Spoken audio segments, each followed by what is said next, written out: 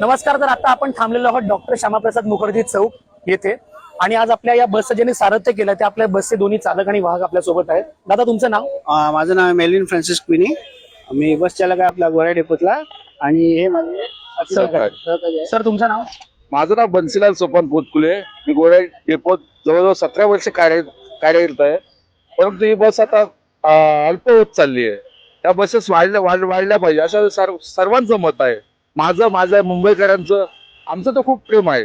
आमच्यापेक्षा तुमच्यासारखे जे आहेत ना बस प्रेमी अजूनही त्यांनी एवढे महान कार्य केलं ते कोणी करू शकत नाही.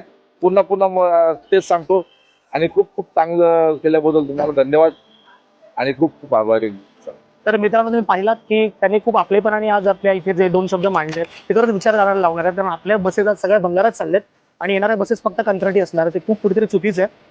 तर आज आपल्या या दादांचा आपण इकडे आपल्यातर्फे आपण एक आभार मानूया. तर मी माझ्या सहकाऱ्यांना विनंती करतो की कृपया पुढे या आणि त्यांचा आपण मग आदरातिथ्य करूया.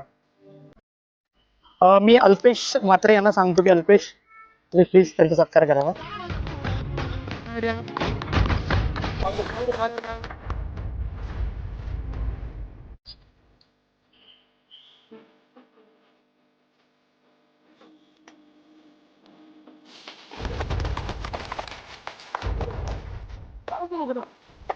आणि आता आपले बन्सी दादा जे आपले बस चालक आणि ऍक्च्युली आज या गाडीवर बस वाहकाचं काम करतात त्यांचा सत्कार करण्यासाठी मी आता आमंत्रित करतो स्वप्नील गावकर यांना.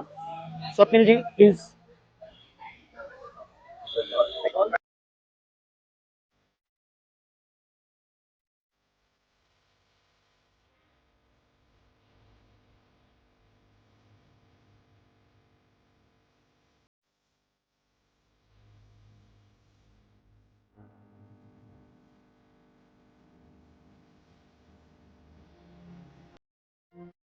तर मंडळी, आता आपण पाहिलं आपण खूप चांगली सफर केली. अजून हा प्रवास पुढे चालू राहील. तर आता भेटूया गेटवे ऑफ इंडियाला.